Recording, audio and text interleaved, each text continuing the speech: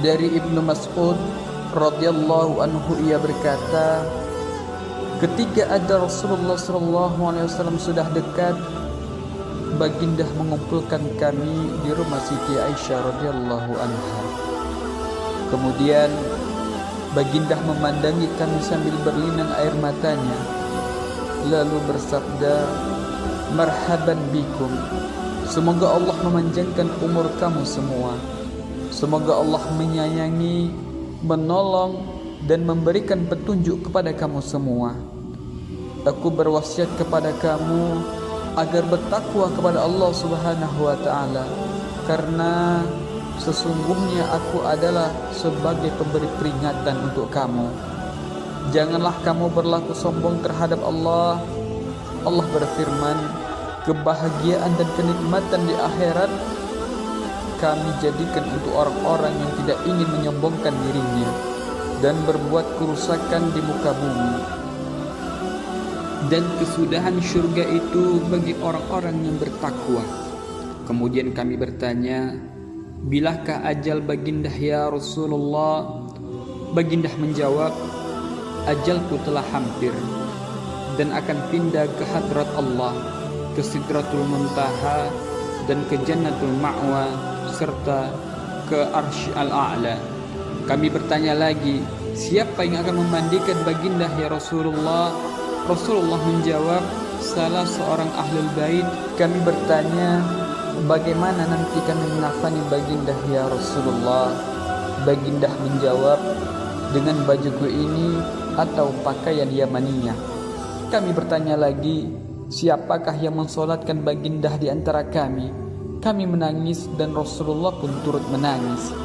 Kemudian baginda bersabda, tenanglah, semoga Allah mengampuni kamu semua. Apabila kamu semua telah memandikan dan mengafaniku, maka letakkanlah aku di atas tempat tidurku di dalam rumahku ini, di tepi liang kuburku. Kemudian keluarlah kamu semua dari sisiku, maka yang pertama-tama mensolatkanku adalah sahabatku Jibril alaihissalam, kemudian malaikat Mikail, kemudian malaikat Israfil, kemudian malaikat maut beserta bala tentaranya. Kemudian masuklah anda dengan sebaik-baiknya, dan hendaklah yang mensolatkan adalah kaum laki-laki dari pihak keluargaku, kemudian yang wanita-wanita, dan kemudian kamu semua. Semenjak hari itulah Rasulullah SAW bertambah sakitnya yang ditanggungnya selama 18 hari.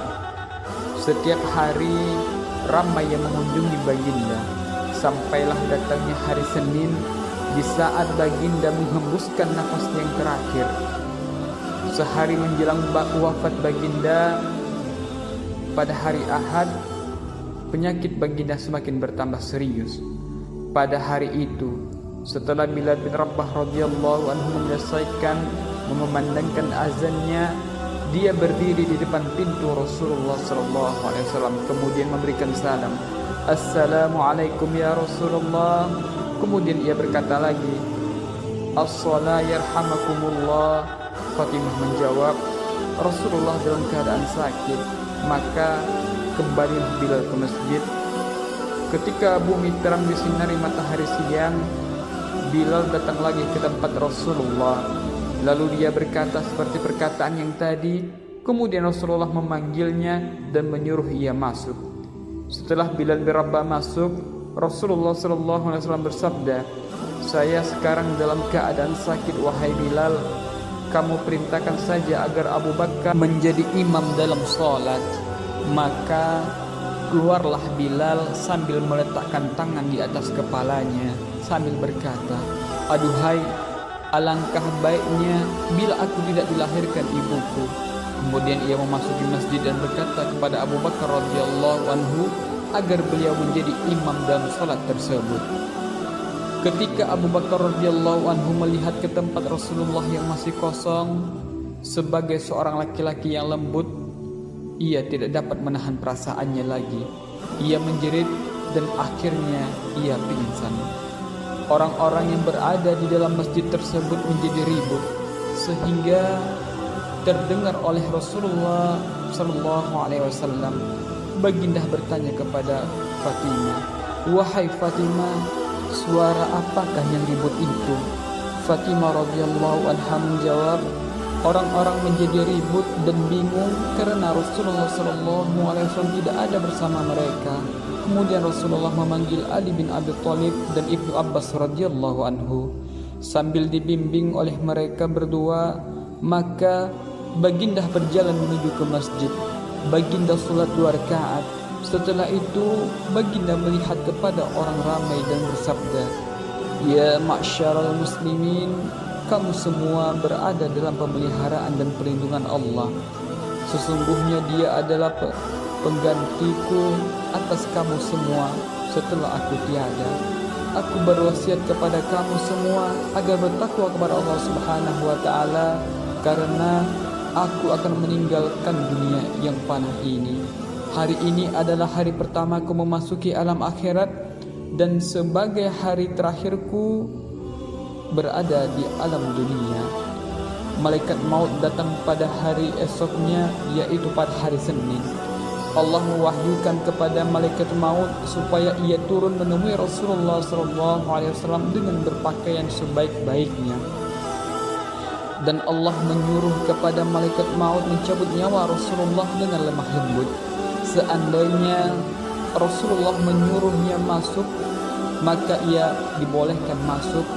Namun jika Rasulullah SAW tidak mengizinkannya, maka ia boleh tidak masuk, dan hendaklah ia kembali saja.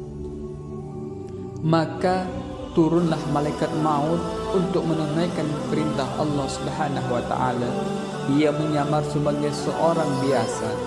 Setelah sampai di depan pintu tempat kediaman Rasulullah, malaikat maut itu pun berkata, "Assalamualaikum wahai ahli rumah kenabian, sumber wahyu dan risalah." Fatimah radhiyallahu anha berkata kepada tamu itu, "Wahai Abdullah, Rasulullah sekarang dalam keadaan sakit." Maka malaikat maut itu pun memberikan salam lagi, "Assalamualaikum, bolehkah saya masuk?" Akhirnya Rasulullah SAW mendengar suara malaikat maut itu. Lalu baginda bertanya kepada putrinya Fatimah, "Siapakah yang di depan buka pintu itu?"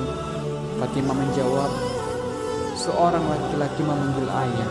Saya katakan kepadanya bahwa ayahanda dalam keadaan sakit." Kemudian ia memanggil sekali lagi dengan suara yang menggentarkan sukma. Rasulullah SAW bersabda, "Tahukah kamu siapakah dia?" Fatimah menjawab, "Tidak wahai baginda."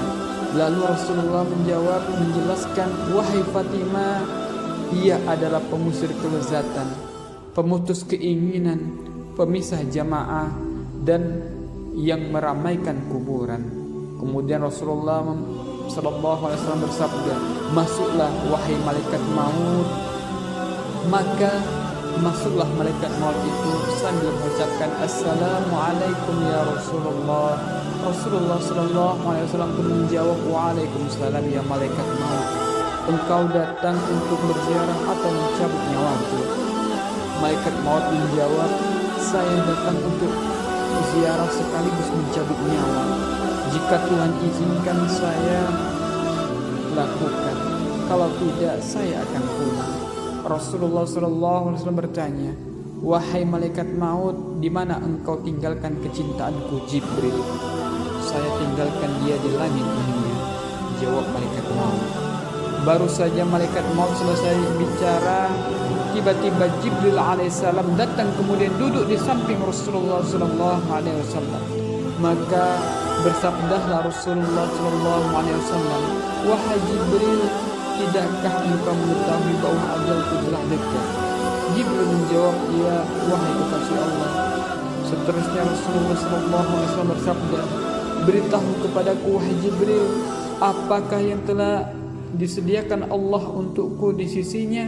Jibril pun menjawab bahwa pintu-pintu langit telah dibuka, sedangkan malaikat-malaikat telah berbaris untuk menyambut rahmu. Baginda Rasulullah SAW bersabda, "Segala puji dan syukur bagi Tuhanku. Wahai Jibril, apalagi yang telah disediakan Allah untukku?"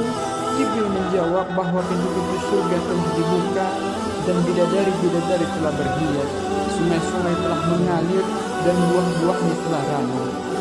Semuanya menanti kedatangan Rahmu. Baginda Rasulullah bersabda lagi, segala puji dan syukur untuk Tuhanku. Beritahu lagi wahai Jibril, apalagi yang telah disediakan Allah untukku? Jibril menjawab, aku memberikan berita gembira untuk Tuhan.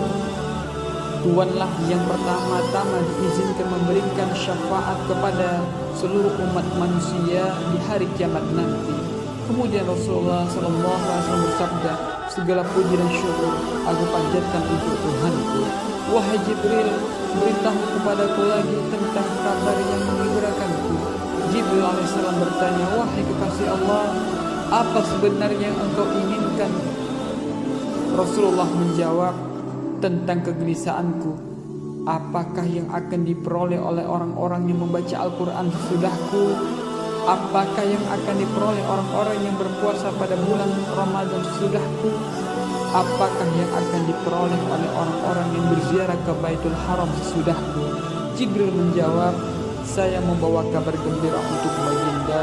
Sesungguhnya Allah telah berfirman, aku telah mengharamkan surga bagi semua nabi dan umat sampai engkau dan umatmu memasukinya terlebih dahulu.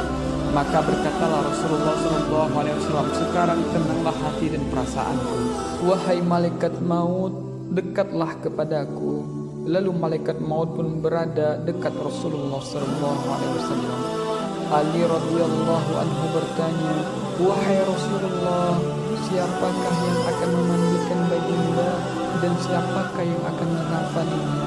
Rasulullah menjawab, adapun yang memandikan aku adalah engkau wahai Ali, sedangkan Ibnu Abbas menyiramkan airnya, dan Jibril akan membawa hanun minyak wangi dari dalam syurga. Kemudian malaikat maut pun mulai mencabut nyawa Rasulullah. Ketika roh baginda sampai di pusat perut, baginda berkata, wahai Jibril, alangkah pedihnya maut. Mendengar ucapan Rasulullah itu, Jibril alaihissalam memalingkan mukanya. Lalu Rasulullah SAW bertanya, wahai Jibril, apakah engkau tidak suka memandang mukaku? Jibril menjawab, wahai kekasih Allah, siapakah yang sanggup melihat muka baginda sedangkan baginda sedang merasakan kesakitan? Akhirnya ruh yang mulia itu pun meninggalkan jasad Rasulullah SAW. Kesedihan sahabat. Berkata Anas radhiyallahu anhu, ketika aku melalui depan pintu rumah Aisyah radhiyallahu anha, aku dengar ia menangis sambil mengatakan, wahai orang-orang yang tidak pernah memakai sutra, wahai orang-orang yang keluar dari dunia dengan perut yang tidak pernah kenyang dari gandum, wahai orang yang telah memiliki kar dari singgasana, wahai orang yang jarang tidur di waktu malam karena takut dengan neraka syahwat. Wallahu a'lam bishawab.